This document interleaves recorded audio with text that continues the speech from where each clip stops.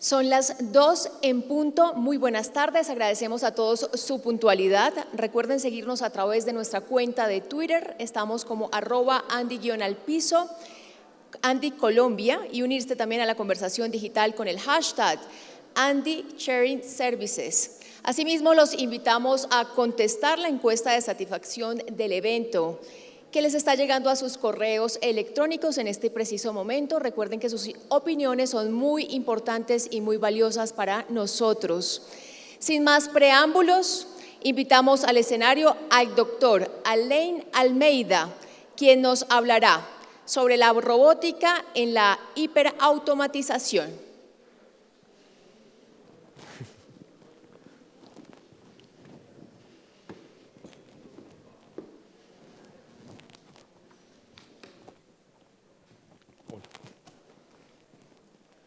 Buenas tardes.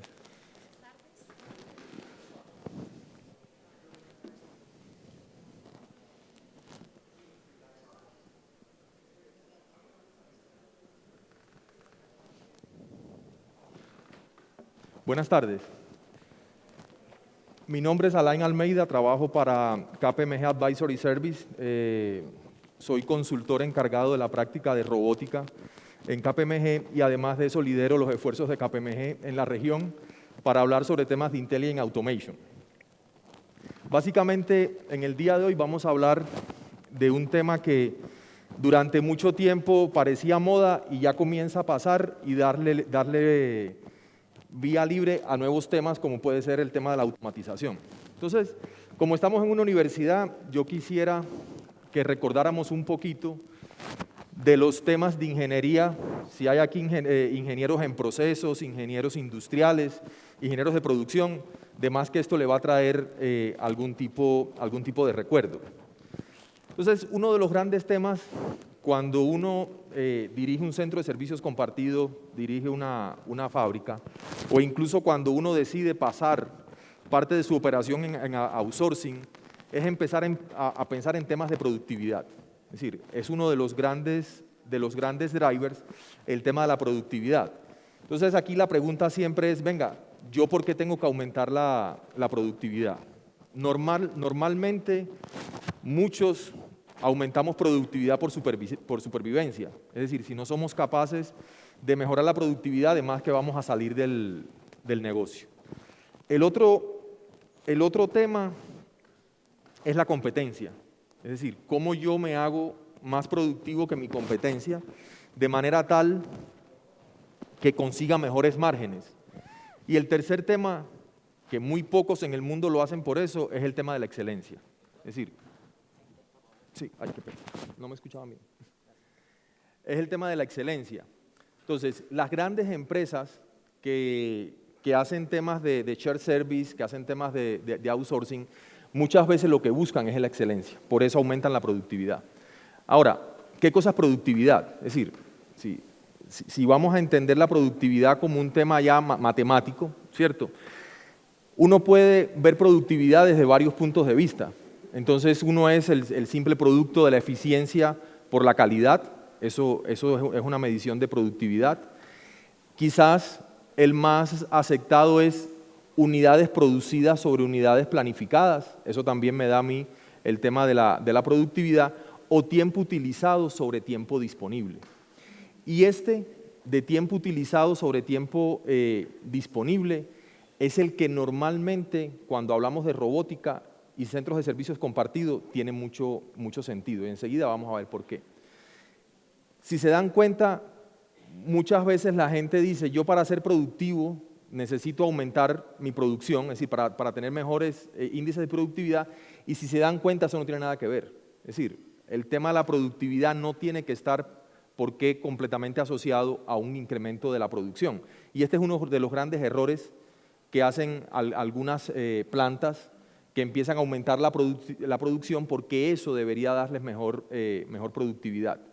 Cuando en realidad, y volviendo al tema académico, si recordamos, pues yo creo que eso fue hace ya cerca de 20 y pico años, pero aún sigue siendo importante, cuando Eliyahu Goldratt empezó a hablar de la teoría de las restricciones, ¿cierto? El famoso libro de la meta, el síndrome del pajar y demás. Uno de los temas que él decía es, la manera de yo buscar y aumentar mi productividad básicamente se basa en varias cosas. Número uno, encontrar mi cuello de botella, ¿cierto? Número dos, aumentar el ritmo y sincronizar el ritmo, ¿cierto? Y número tres, todas las tecnologías de medición que me permitieran a mí normalmente monitorear lo que estaba pasando. En aquel momento, la teoría de las restricciones no fue muy bien entendida. Pocas empresas montaron este tipo de soluciones, pero definitivamente los que lo hicieron lograron grandes aumentos en la productividad. Cuando uno revisaba esto y se iba un poquito incluso más en la historia, te encontrabas que los métodos de fabricación japonesa estaban basados también en esto. Venga, yo como elimino el inventario, aumento la velocidad y de esta manera disminuyo las fallas. Si volvemos de nuevo a explorar un poquito más la productividad, vemos productividad, unidades producidas sobre horas de trabajo empleadas, velocidad, distancia sobre tiempo, es decir, sigue siendo una métrica de productividad, o transacciones procesadas sobre tiempo. Y esto tiene mucho que ver también con los centros de servicios compartidos. Acá hay dos maneras de ver el tema de la jornada laboral. Es decir, y esto puede parecer de ciencia ficción, pero nosotros los humanos somos unidades de carbono. Es decir, nosotros respiramos, emitimos dióxido de carbono. Entonces, en términos apocalípticos, somos unidades de carbono. Una unidad de carbono, miren cómo funciona su tiempo productivo, ¿cierto?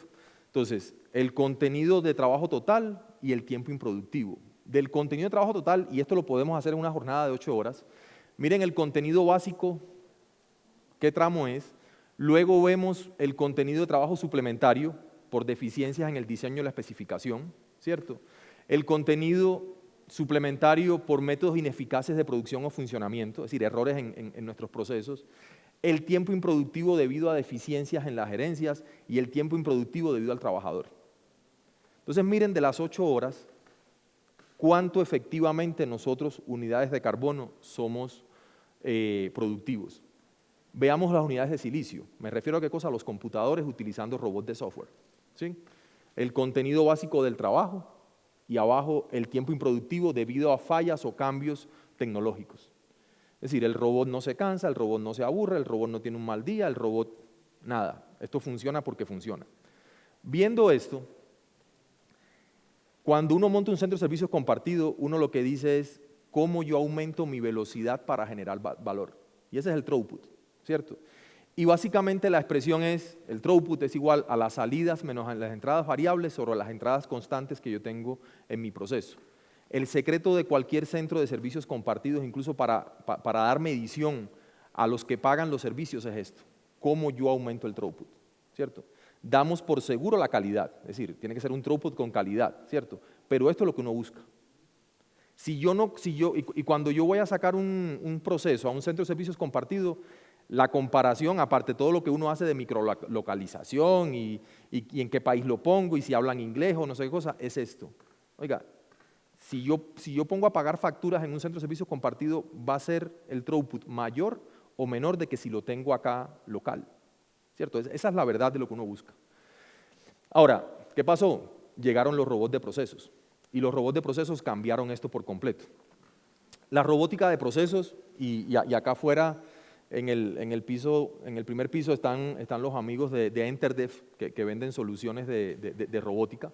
Pues la robótica de procesos, pues básicamente imagínense, se espera 12.5 billones de dólares de ingresos generados por el mercado digital, 700% de ROI en este tipo de proyectos y el 47% de los trabajos en América están en riesgo de desaparecer.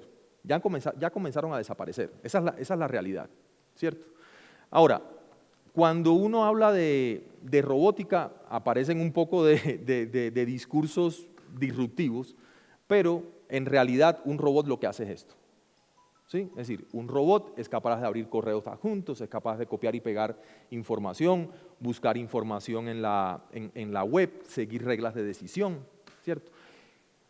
Yo les reto acá que hagan un estudio, revisen en un centro de servicios compartidos donde trabajen, o incluso, si no tuvieran centro de servicios compartidos, revisen, por ejemplo, en un departamento de finanzas, qué cosa de lo que se hace ahí escapa de esto. Todos terminamos siempre haciendo esto. Sacando información de un Excel y pegándolo en otro. Sacando información de SAP y poniendo a decir, cuando uno ve la tropa que tienen un departamento de finanzas, ¿cierto? Mucha de la tropa lo que se dedica es a hacer esto. Por allá está el gran jefe que sí toma decisiones estratégicas, ¿cierto? Pero el resto lo que hace normalmente es algo como lo que estoy describiendo acá. Los beneficios, pues ahí están, ¿cierto? Velocidad y eficiencia, ¿sí? Hay un tema en el trabajo que es la cadencia. Yo soy ingeniero industrial y he trabajado en procesos de back office, pero en fábricas, en plantas y demás. Y uno de los grandes temas que uno tiene cuando produce es cadencia. Venga, ¿cuál es la cadencia? ¿Cada qué tiempo yo saco algo? Y fíjense en algo.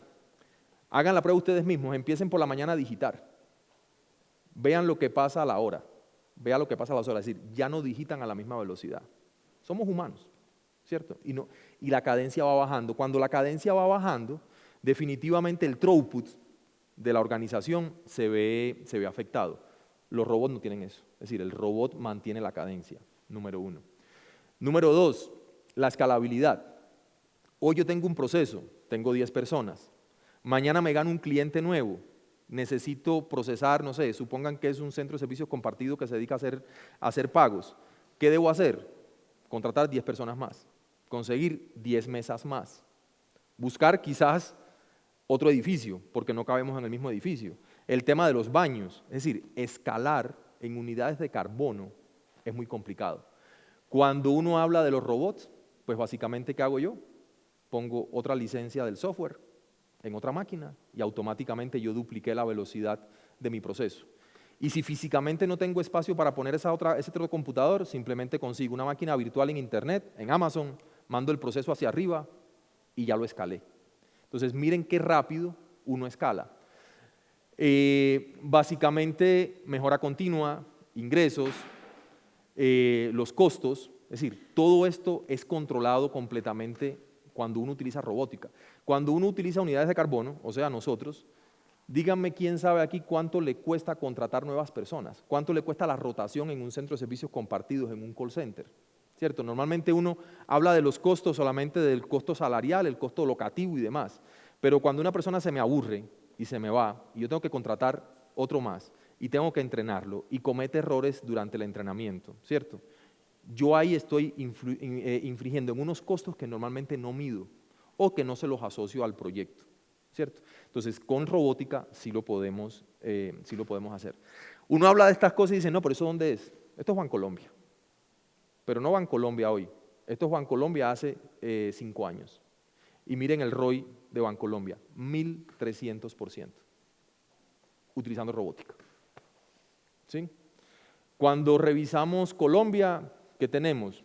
Grupo Bancolombia, los más grandes, tienen en este momento más de 9.000 estaciones robóticas, ¿sí? haciendo robótica de procesos. Tenemos a Telefónica, aquí en Morato, tenemos a Colsubsidio, tenemos Clínica Valle de Lili, en Cali, tenemos Comeva, ¿cierto? Es decir, tenemos La Vivienda. Les estoy hablando de empresas que todos conocemos y que la marca es una marca conocida para nosotros. Muchos de los procesos que hoy ocurren en esas empresas no nos damos cuenta como cliente, pero son robots que están ejecutándose en background. Y acá entonces uno dice, bueno, ¿y qué más queda por robotizar? ¿Cierto? Pues miren, el 63% de la carga laboral de nosotros tiene la capacidad de ser automatizada. Es decir, estos son estudios hechos en el mundo entero. Cuando vemos recolección y procesamiento de información es el 33% de la carga de manera general, y el 30% es el tema de interacción entre personas y aplicar experiencia. ¿Qué es lo que ocurre? Hay 2 temas acá que hoy, es decir, a fecha de hoy quizás no están todavía muy resueltos.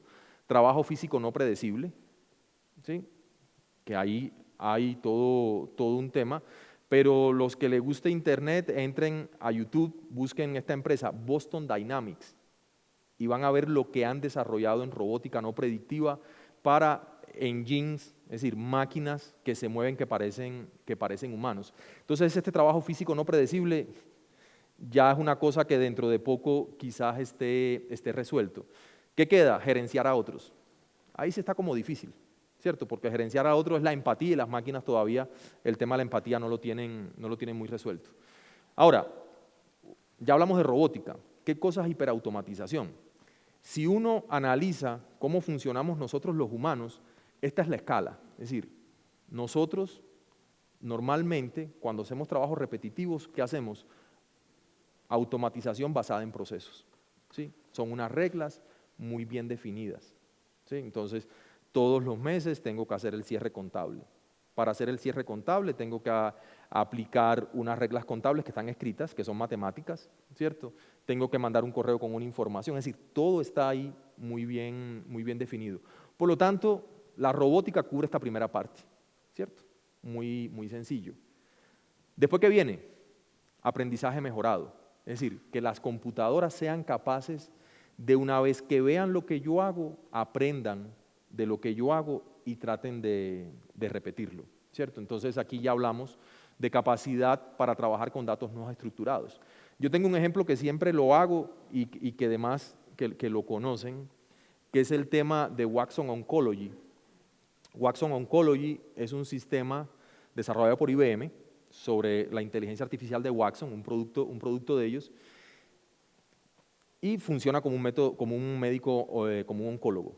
¿Sí? Entonces, imagínense que uno tiene, no sé, una lección de piel media rara, se la descubrió, y uno dice, bueno, voy a ir al oncólogo. ¿Uno cuándo prefiere ir al oncólogo?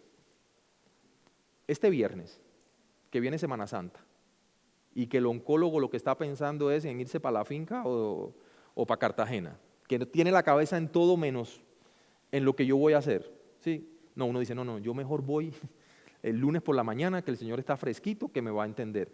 Imagínense que un oncólogo de reputación tiene una efectividad del 85%. ¿Sí? Es decir, de 100 veces atina 85%. Watson Oncology, 98%. Uno dice, bueno, pero ¿y por qué? La cosa es muy sencilla. Un oncólogo aquí en Bogotá es muy capaz y va a tener mucha precisión de encontrar cáncer de piel en personas de tez blanca. Por una cosa muy sencilla, hay muchas personas de tez blanca. Fue entrenado para detectar esto y su experiencia de muchos años es eso. ¿Qué ocurre? Cuando llega una persona con tez amarilla, los chinos, qué sé yo, no la va a tener tan fácil. ¿Qué es lo que pasa? Que Watson Oncology lo entrenan, es decir, le mandan fotos de luxaciones de piel del mundo entero todo el tiempo. Por lo tanto, esa base de datos gigante le da a él la capacidad de rápidamente entender si ese daño en la piel es cáncer o no. Entonces, fíjense lo siguiente, nosotros, por mucho que estudiemos, un oncólogo, por muchos casos que vea, no va a ser capaz nunca de ver todos los casos que ve Watson Oncology, ¿cierto? Entonces, ahí está el aprendizaje. Y el aprendizaje lo hacen así. Mándele foto, y él aprende. Luego de eso, ¿qué viene? Automatización cognitiva. Ese es el nivel superior. Y aquí estamos hablando nosotros de qué cosa? Reconocimiento, procesamiento del lenguaje natural. Es decir, que yo le hable al proceso y el proceso me entienda. Si aquí hay algún ingeniero en sistemas o algún desarrollador de software, me imagino que ya conoce una cosa que se llama Copilot. Esto es un algoritmo que para los que desarrollan en plataforma Windows le han puesto a una herramienta que se llama Visual Studio. Y cuando uno empieza a escribir código, es decir, un programador empieza a escribir código, automáticamente Copilot le genera a uno lo que sigue del código. Es decir, se da cuenta de cuál es la intención del algoritmo que yo quiero programar y tiene una base de datos gigante del mundo entero de qué sigue después y te propone el código. Es decir, uno a veces llega como de ingeniero en sistema y de desarrollar y dice, no, los contadores tienen sus días contados, la robótica, no. Los de software también tenemos los días contados. Es decir, la disrupción es total, ¿cierto? Entonces, reconocimiento y procesamiento del lenguaje natural, que yo sea capaz de explicarle mi problemática a una inteligencia artificial y ella sea capaz de resolverlo o de generar incluso el software que necesito. Lógicamente, todo el tema de análisis predictivo y análisis basado en la evidencia. Análisis basado en la evidencia, básicamente, ¿de qué se trata? Oiga, yo voy a tomar la data de una organización, el curso de acción que tomó la gerencia cuando tuvo ese tipo de información en sus manos sobre esos rangos y tomó una decisión, Y básicamente la computadora lo que va a hacer es repetir eso mismo. ¿Sí? Eso es análisis, aprendizaje basado en la evidencia. Y de ahí la próxima escala es pensar como humano. ¿Sí? Entonces, hoy que tenemos, esta primera parte ya está. Reglas. Compren Agility allá afuera con los amigos de Interdev, compren Blue Prism, UiPath, Automation Anywhere, eso está resuelto. Aprendizaje, Watson, ¿sí? La gente de Google Cloud, la gente de Amazon, la gente de Microsoft con Azure. Razonamiento, ahí la cosita está un poquito más, no tan extendida, pero hacia allá vamos. Entonces, cuando uno analiza esto, pues básicamente, ¿qué es lo que ocurre? Que nosotros como seres humanos ya llegaron y dijeron, hemisferio izquierdo la parte lógica, hemisferio derecho la parte más creativa, y esto que ven abajo son productos de software que resuelven problemas que tenemos nosotros en ambos hemisferios de manera sencilla. ¿Sí? Y en el medio, ¿qué cosa? Robótica. Es decir, robótica son las manos. Entonces yo pienso y luego actúo. Y ahí están los productos. Ahora uno dice, bueno, listo, muy bonito todo esto, pero ¿cómo voy yo ahí? ¿Cierto?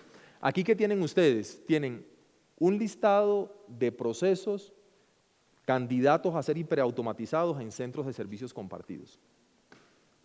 ¿Sí? Mejor dicho, por área, súper fácil.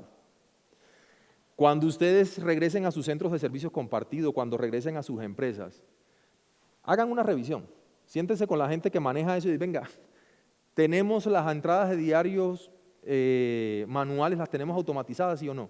Si no las tienen automatizadas, sepan que eso se puede automatizar y que la gente que tienen ahí pueden pasar a hacer otras labores. Todo el tema de cálculo de impuestos, aprovisionamiento, lo que hay ahí de robótica y de hiperautomatización, es decir, ya todo eso está inventado.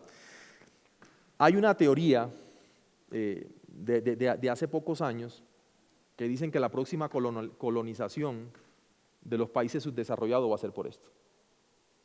¿Sí? ¿Por qué? Porque básicamente alguien con unos robots corriendo en un país desarrollado va a llegar, te va a llamar y te va a decir, ¿sabes qué? No necesitas departamento de compras, mis robots te van a hacer todo eso.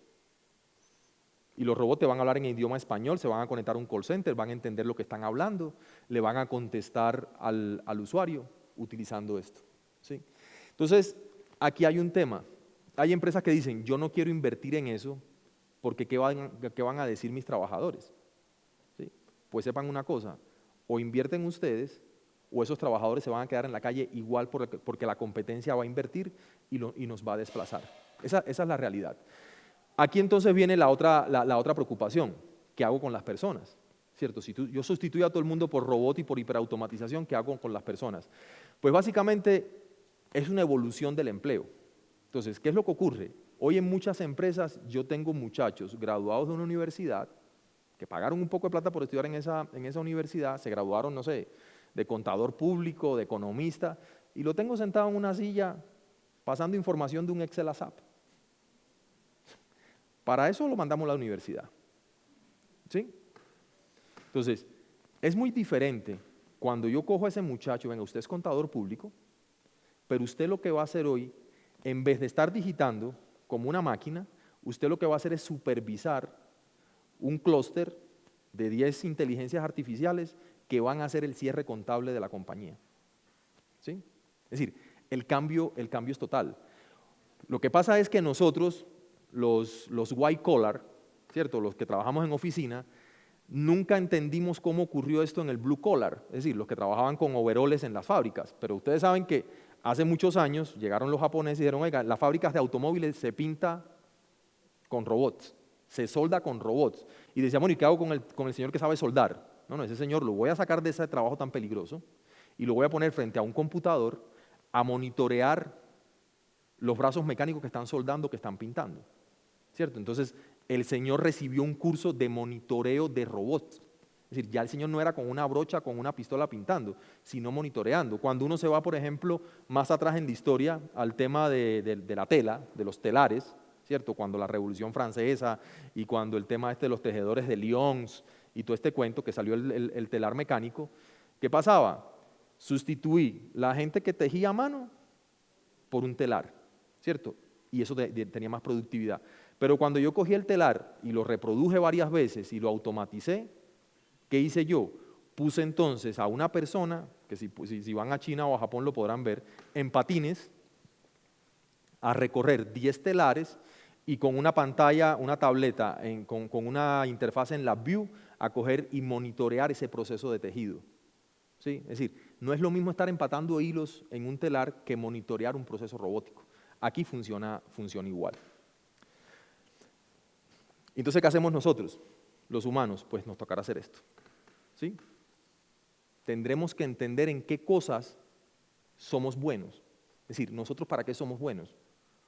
Para la empatía, para la creatividad, ¿sí?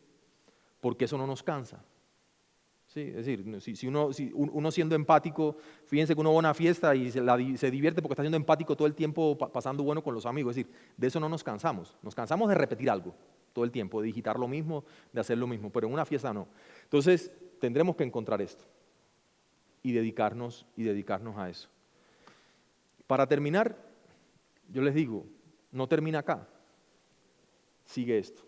Es decir, el año pasado hubo todo, yo creo que fue como en noviembre, cuando la gente de Facebook empezaron a hablar del metaverso, ¿sí?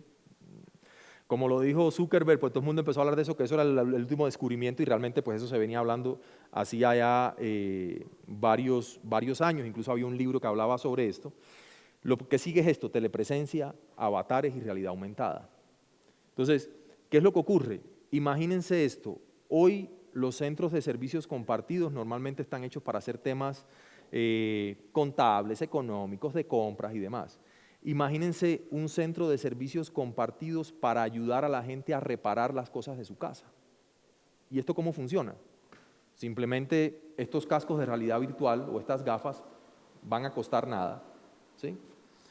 La gente se lo pone en la casa, llama por viva voz al centro de servicios compartidos, al outsourcing, al call center. Le dice, ¿sabes qué? Soy una mujer sola, se me acaba de dañar la ducha, ¿qué hago? Y uno dice, mire para la ducha. Cuando mire para la ducha, automáticamente la cámara va a enfocar la ducha, se la va a transmitir allá, le dice, a usted lo que le pasa es el empaque se le dañó, porque yo veo la gota. Le van a proyectar en los ojos dónde debe zafar, con qué fuerza debe hacerlo. Cuando la persona empiece a mover el tubo de la ducha, automáticamente la cámara, por la cantidad de sangre que va a haber y el calor que va a sentir en la piel, va a detectar cuántos pascales de fuerza está aplicando y le va a decir, apriete un poquito más, que si no, no abre, ¿sí? Hasta que lo abra. Después la señora va a poner encima todos los empaques que compró y por ahí va a decir, es el empaque tercero a la derecha. Vaya y póngalo y empaque, ¿sí? Si a eso le sumamos el tema de impresión 3D, la cosa se complica más todavía. Porque, ¿qué pasa? Ya yo no voy a tener que ir a la tienda de la esquina a buscar el empaque. Yo voy a tener en mi casa una impresora 3D que va a ser capaz de imprimirme el empaque que yo necesito para esa ducha, que no lo cambio hace 10 años, que no se produce, pero que yo tengo el plano, lo bajé por internet y pagué 2 centavos de dólar por eso, ¿sí? ¿Qué va a pasar con las cadenas de suministro si yo voy a tener impresoras 3D en mi casa? Es decir, lo que quiero decirles es que el mundo está cambiando muy rápidamente y nos montamos en eso o alguien se va a montar primero que nosotros. Muchas gracias.